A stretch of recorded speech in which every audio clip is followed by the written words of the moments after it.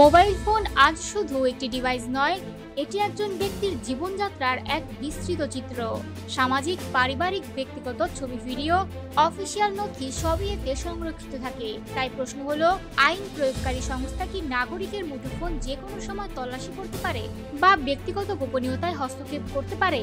সম্প্রতি রাজধানীতে কার্যক্রম নিষিদ্ধ ঘোষিত আওয়ামী লীগের নেতাকর্মীদের ধরতে পুলিশ বিভিন্ন হোটেল ও মেসে অভিযান চালিয়েছে। এই অভিযানে বহু মানুষের মুঠোফোন তল্লাশির অভিযোগ উঠেছে। তবে এটি নতুন ঘটনা নয়।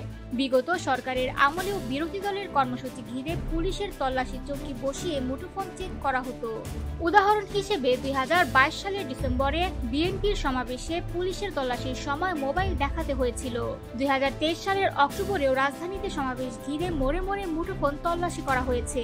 এমনকি ছাত্রলীগ, যুবলীগের সদস্যরাও 2024 সালের জুলাইয়ে সিলেটের বিশ্ববিদ্যালয়ে শিক্ষার্থীদের মেসে মেসে গিয়ে মুঠোফোন চেক করেছিল।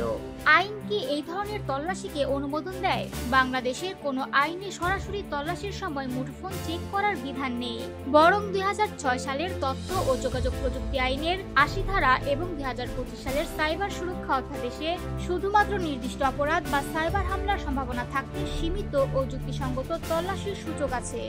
সুপ্রিম কোর্টের আইনজীবী স্নেহার্থী চক্রবর্তী বলেন, ডিজিটাল ডিভাইস চেক করা যেতে পারে শুধুমাত্র নির্দিষ্ট অপরাধের তদন্তে। আদালতের অনুমতি ছাড়া গণহারে মুঠোফোন চেক করা সংবিধান অনুযায়ী ব্যক্তিগত গোপনীয়তার অধিকার লঙ্ঘন, নাগরিকের চলাচলের অধিকার ও নিরাপত্তা ক্ষুণ্ণ হয়। অতএব তল্লাশি জরুরি হলেও নাগরিককে আগে জানানো এবং কারণ লিপিবদ্ধ করার বিধান রয়েছে।